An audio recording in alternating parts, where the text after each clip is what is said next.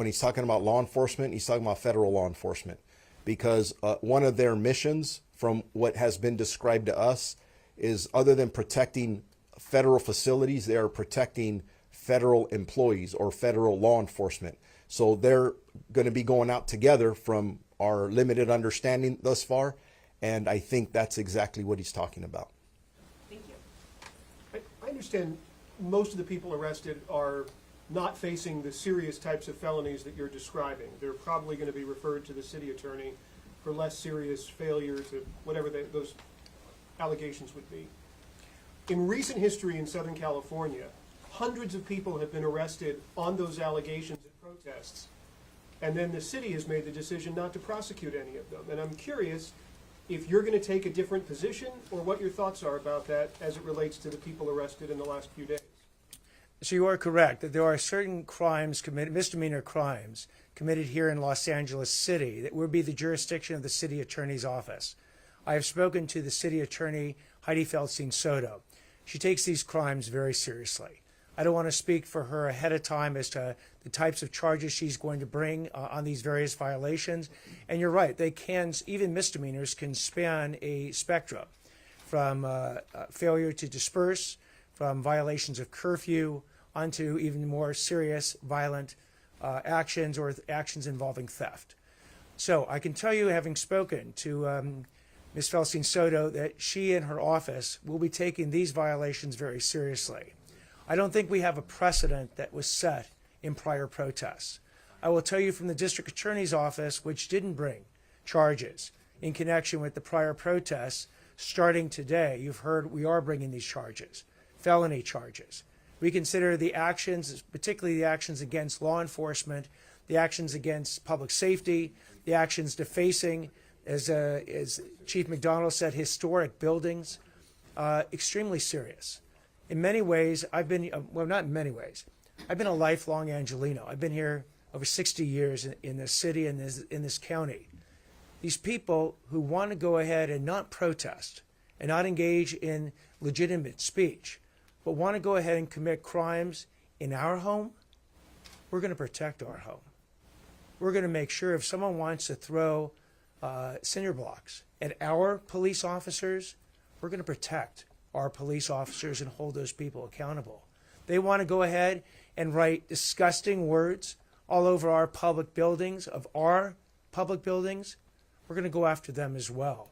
They want to steal from our stores, we're going to hold them accountable for their actions. And that's the way I view it. That's the way the district attorney's office views it. If you want to come into our county, into our home, and commit crimes, you will be arrested, prosecuted, and punished. Two questions, if I may. The first one being, all three of you have spoken in some regard about outside agitators or anarchists, I've heard. Obviously, you also respect the rights of peaceful protesters. I'm wondering if you can provide any evidence of maybe organization from anarchists. Have you been able to trace a certain group that's behind it? Obviously, you've highlighted 5 cases of men and women doing destruction, but is there any other evidence about anarchists or people that are coming in here with organized intention?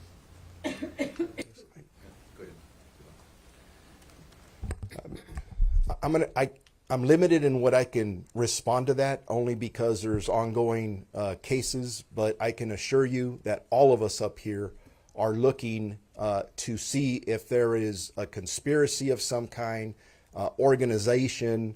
There is some evidence we've seen that I don't want to share at this time, and it's not because I don't want to talk to you about it. It's because we're focused on arresting those individuals involved and bringing the best cases forward.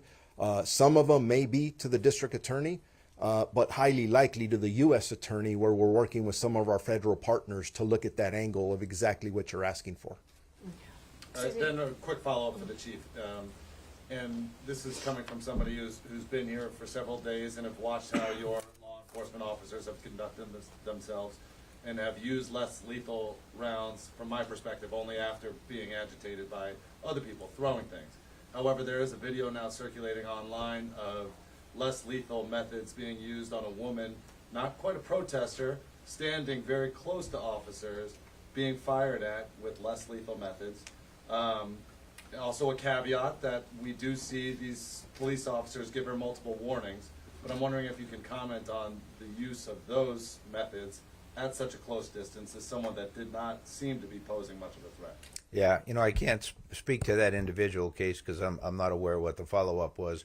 But each one of these we see generates an investigative follow-up. We will look into it thoroughly and then, look for all the video we possibly can out there, body-worn video on the officers and then a video from the environment there and put together as best we can what the circumstances were. Perhaps then you could speak to people out there who may not understand that a warning's a warning, or Yeah. that maybe officers would take that step. Yeah, thank you for that. The bottom line is once we give a dispersal order, it's because things have gotten out of hand and we're trying to restore order, and you are ordered to leave that area, and the officers are going to clear that area. And some of the tactics used involve less lethal munitions. And certainly, while they're way more accurate they were in years past, certainly there's also times where they potentially hit a target that was not the intended target. So if you're in the environment and you're told to leave, please leave, because for your own safety and the safety of everyone around you. Do you know what's going on in Boyle Heights? I just saw a video when I was leaving my office to get over here.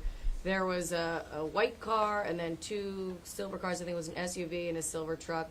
Came up, caught off the white car, and two people hopped out. I mean, they looked, like they were, I couldn't tell if they were feds or local officers. Right. And then they detained that driver. Any idea what's... Yeah, I've heard about that too. I haven't been able to find out more about it at this time. I know that Hollenbeck units were dispatched to that, so once we free up here, we'll figure out what was going on out there more. Chief, and just to kind of follow up on that question, just trying to understand, does that mean that you guys have begun use of force reviews on some of these incidents? Oh yeah, whenever anything happens of significance, we start looking at it right away, try and capture all the video we can, any other evidence we can right away. We're gonna take a couple more questions. There's one particular question I wanted to ask. There was an arrest of Luz Aguilar. I believe she's an aide to one of our council members. I was wondering if there was any information regarding that arrest, if there were any charges that were posted for her and her sister, Antonia Aguilar? Was it when you talked about? No. Yeah, no, I'll have to follow up with you to see what if there were charges filed or not on that one. Maybe if the sheriff could just clarify what he had said earlier to the question about the National Guard now being given authorization to detain people. How would it work then, I suppose, and it sounded like from your previous answer you were saying they're only really there to detain those that are causing harm to federal officers, but I don't know, how would a handoff work to local law enforcement if the National Guard was to detain, say, a protester? Let me clarify that. What's been communicated to me thus far, and we are asking for more specific communication from the Army, which the National Guard is falling under them now, along with the Marines, is that they've expressed to us that they have their mission is split up into 3 areas. That it is to protect federal functions, to protect federal facilities, and to protect federal personnel. And as far as I know, and again, we are all in meetings trying to increase our communication and coordination with them. So we're still asking for specific clarification. My understanding at this point is that they do not have the powers to arrest or detain.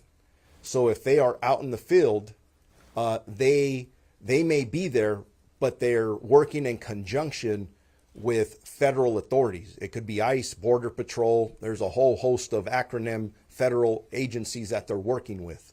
But again, not knowing that specific incident, that's where communication and coordination is critical. right, Sheriff, thanks, do you know, are the Marines here? I've been hearing since Sunday they've been on their way. And what are we, Wednesday? I would be guessing if I try to answer that. Again, I'm just going to leave it at this. We are doing everything we can. I know Chief McDonald and I and our staffs are doing everything we can to improve our communication with the Army. So we would know those specific questions. And they were just activated, I think, what was it, Sunday? So there's a lot going on behind the scenes. And first of all, I just tell you, I've never served in the military. I have nothing but respect for people in the military, whether they're soldiers in the National Guard or Marines. They are our soldiers. So we're doing our best to put them and ourselves, and primarily our community, in a position so that we succeed together moving forward. Because frankly, we're all in an extremely difficult situation right now that none of us have ever been involved in, including the military. Thank you. Thank you. Assistant District Attorney Maria Ramirez is going to give us some remarks in Spanish. I will briefly summarize the DA's statements in Spanish, and then any questions in Spanish can be directed at the individual agencies afterwards. Estamos aquí hoy para anunciar los cargos que ha presentado mi oficina en relación con las protestas migratorias que han ocurrido en los últimos días. Primero, queremos agradecer a los cientos de oficiales y diputados de agencias de todo el sur de California que han protegido nuestras calles y mantenido a Los Ángeles seguro. No importa la hora, día o noche, estos oficiales y diputados se han puesto en peligro al ser llamados para garantizar que las protestas fueran ordenadas y pacíficas. Desafortunadamente, eso no siempre sucede y deben ser elogiados por su trabajo. Aunque las leyes de inmigración están bajo la jurisdicción federal y no dentro de la autoridad de nuestra oficina, reconocemos el impacto real y profundo que estas operaciones tienen en la confianza entre las comunidades de inmigrantes y la policía local. Todos en nuestro condado, sin importar dónde hayan nacido, merecen sentirse seguros al informar un crimen, solicitar ayuda si son víctimas de un crimen o participar en el sistema de justicia sin miedo a represalias o separación de sus seres queridos. Esta oficina apoya el derecho a protestar pacíficamente y la libertad de expresión, pero si ponen en riesgo la vida de los oficiales, dañan propiedad pública o participan en actos de violencia bajo el pretexto de la protesta, los haremos responsables. A partir de hoy, nuestra oficina ha presentado casos contra más de docenas de personas en relación con las protestas migratorias. En estos casos se encuentran contra, primero, Juan Rodríguez, está acusado de un cargo de delito grave de asalto a un oficial de paz, resistencia al arresto y promoción a la violencia contra un oficial causando lesiones. Randy Paul Ruiz y Georgina Ravellero están ambos acusados de 2 delitos graves de asalto a un oficial de paz. Ulises Sánchez enfrenta un cargo de delito grave de asalto con arma mortal, posesión de una arma de fuego por un delincuente y un cargo menor de conducción imprudente y posesión de un dispositivo de fumar. Christopher González y Jocelyn Johnson han sido acusados de un cargo de delito grave por conspiración para cometer vandalismo y 2 cargos de vandalismo. Timmy Polk y Raven Mitchell enfrentan un cargo de delito grave cada uno por robo comercial en segundo grado y un robo a gran escala. Hemos referido 3 casos a la oficina de la fiscal de la ciudad de Los Ángeles para consideración de presentación de delitos menores. Quiero recordar a todos, aunque ha habido número de arrestos, no todos esos casos se presentarán a nuestra oficina. Algunos casos serán presentados a la Oficina de Fiscal de los Estados Unidos y a la Oficina de Fiscal de la Ciudad de Los Ángeles. Se espera que casos adicionales sean presentados a la Oficina de Fiscal de Distrito para consideración de presentación. En algunos casos, las personas que fueron arrestadas han sido citadas y liberadas. Esos casos aún no se han presentado. Muchas gracias. Thank you, everybody.